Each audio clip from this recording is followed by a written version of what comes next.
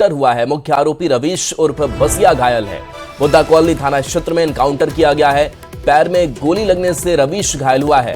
PMCH में भर्ती कराया गया है। घटना स्थल से एक देसी कट्टा भी बरामद किया गया है। सेक्स रैकेट का विरोध करने पर यह हत्या हुई थी। 11 जुलाई को बंटी का शव मिला था। बाढ़ के अतमल गोला में शव मिला था।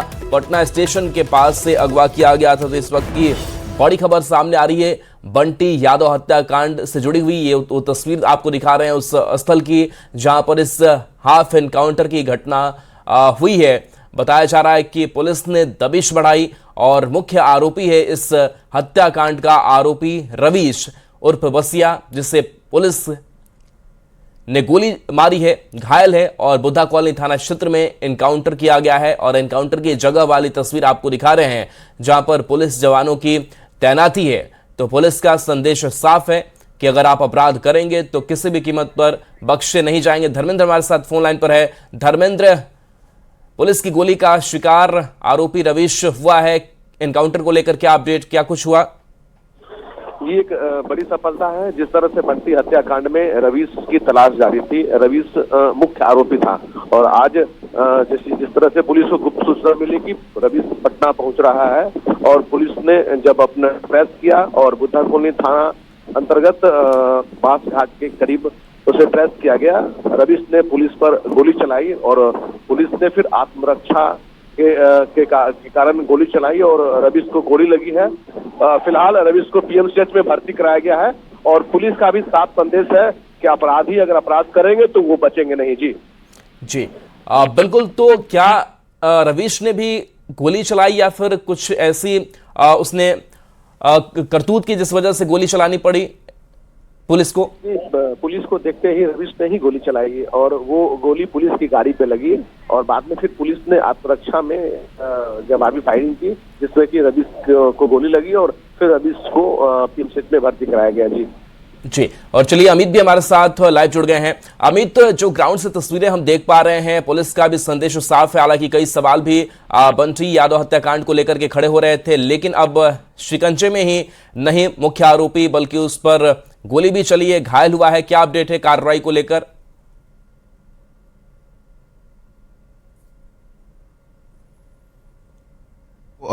उसकी आने की सूचना पुलिस को मिली थी, जिसके बाद पुलिस जो है वो मौके पे पहुंची। पुलिस को देखते ही रवीश बसिया जो है उसने कोतवाली थाना की जो थाना की गाड़ी थी उस पर उसने फायरिंग डाला और उसके बाद जवाबी कार्रवाई जो है वो पुलिस के द्वारा दी गई।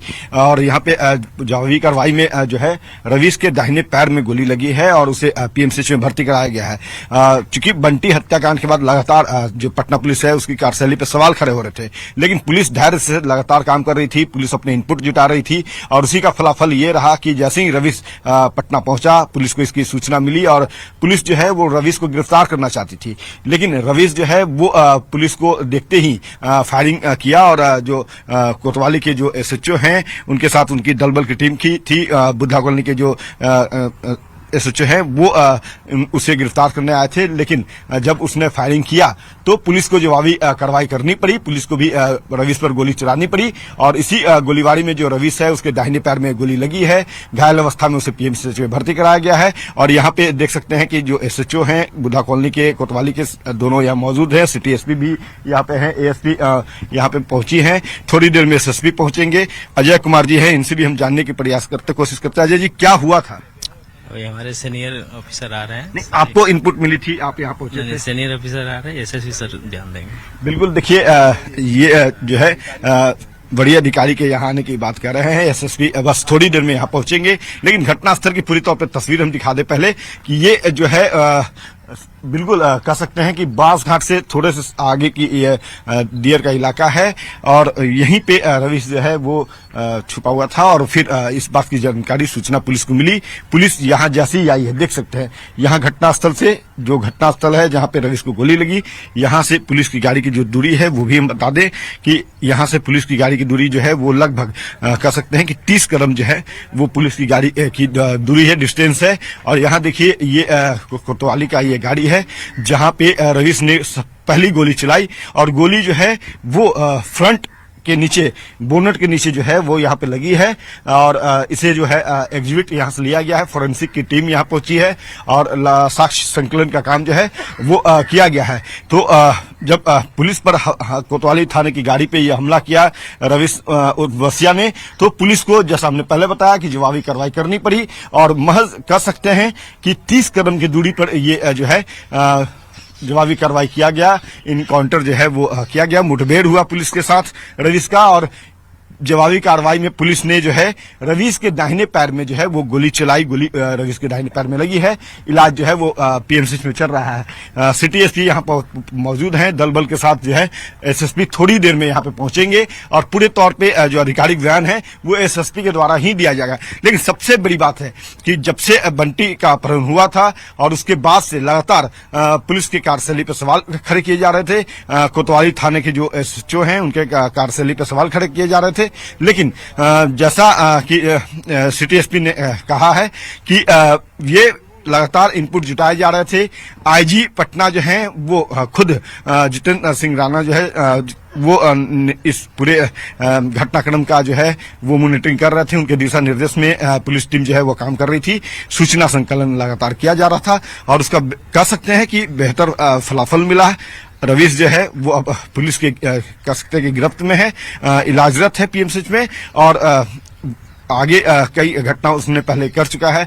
पटना के थानों में लगातार जो है इनके द्वारा जो है रवीश के द्वारा जो है आपराधिक घटनाओं को अंजाम दिया जा रहा था। लूट, हत्या और उसके हत्या के प्रयास के साथ साथ रंगदारी मांगने का जो मामला है इनके विरुद्ध जो है वो दर्ज है। तो अब सभी इनपुट्स को जो है वो पुलिस खंगाल रही है और आगे की जो कार्रवाई है, कानूनी कार्रवाई, वो पुलिस के द्वारा की जाएगी। लेकिन कह सकते हैं कि एक बड़ी राहत की बात है पटना पुलिस के लिए, क्योंकि पुलिस इनपुट के जुटाने में लगी थी और पुलिस के कार्यशैली पर सवाल खड़े किए जा रहे थे। लेकिन पुलिस देर दुरुस्त आई है और कह सकते हैं कि अब अपराधियों के मनोबल को तोड़ने के लिए पुलिस की जवाबी कार्रवाई जो है वो लगातार चल रही है।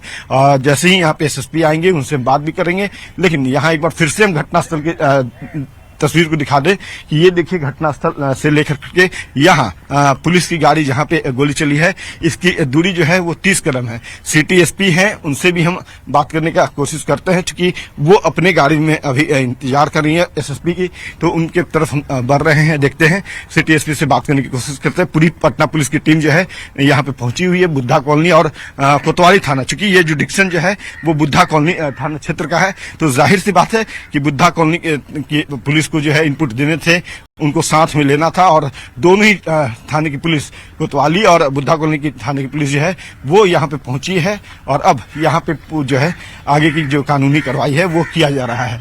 तो एसएसपी थोड़ी देर में यहाँ पे पहुंचेंगे और उसके बाद तस्वीर बिल्कुल जो है वो साफ होगी और हम जानने की कोशिश भी करते हैं। सिटी एसपी जो है वो यहाँ मौजूद हैं, तो सिटी एसपी से बात भी करने की कोशिश करते हैं। ममता कल्याणी जी हैं। मैडम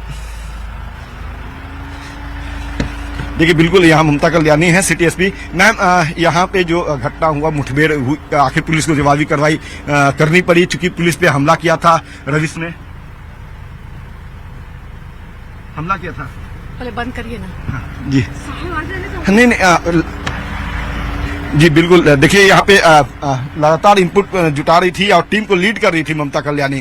खुद जो है लगातार जो कोतवाली की पुलिस है उन्हें दिशा निर्देश इनके द्वारा दिया जा रहा था, मौजूद है। मैम, क्या हुआ पूरी घटनाक्रम यहाँ पे?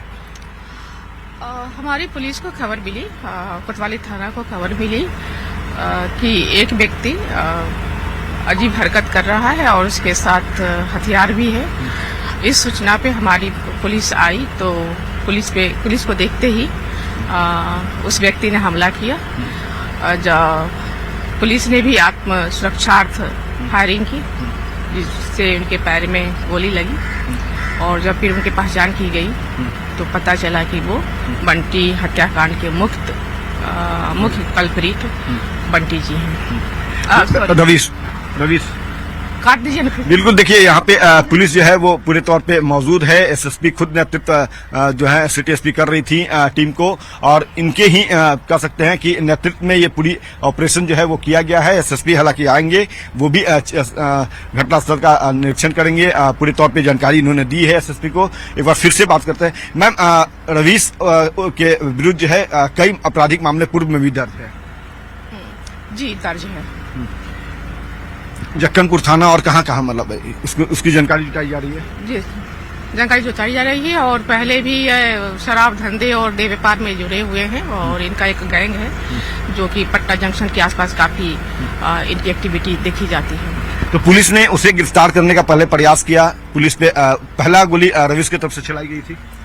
जी रवीश की तरफ से पहली गोली चलाई गई थी, फिर पुलिस को आत्मसुरक्षार्थ गोली चलानी पड़ी जिससे इनके पाँव में गोली लगी। बिल्कुल, देखिए सिटी एसपी जो है ममता कल्याणी पूरी तौर पे बता रही हैं कि यहाँ पे जो है पहुंचे थे उसे गिरफ्तार करने के लिए रवीश को, और उसके बाद ही रवीश ने जो है वो पुलिस पे फायरिंग किया। आत्मरक्षा में जो है वो पुलिस को भी जवाबी कार्रवाई करनी पड़ी। कृष्ण मुरारी जी हैं यहाँ पहुंचे हुए हैं, एएसपी लॉ एंड ऑर्डर हैं, तो पूरे तौर पे कह सकते हैं कि दल बल के साथ जो अधिकारी हैं वो यहाँ पे पहुंचे और रवीश को जो है वसिया को गिरफ्तार करना चाहा पटना पुलिस ने, लेकिन रवीश जो है वो अपनी गिरफ्तारी देने को तैयार नहीं था। पुलिस पर हमला किया, देखते ही गोली चलाया। उसका फलाफल ये हुआ कि पुलिस को भी जवाबी कार्रवाई करनी पड़ी और पुलिस के मुठभेड़ में रवीश के दाहिने पैर में गोली लगी है। अभी इलाजरत है।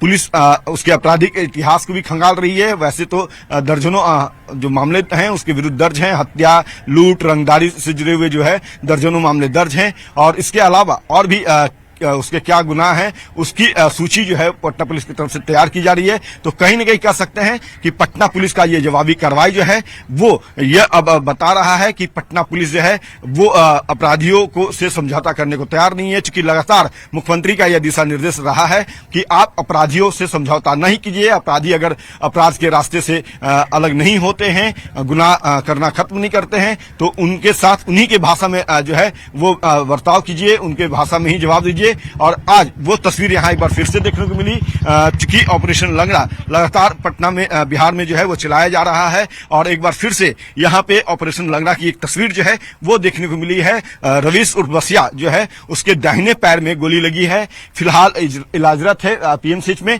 लेकिन कह सकते हैं कि पटना पुलिस की कार्यशैली पे जो सवाल खड़े किए जा रहे थे उसका एक बेहतर तौर पे जवाब पटना पुलिस की तरफ से दिया गया।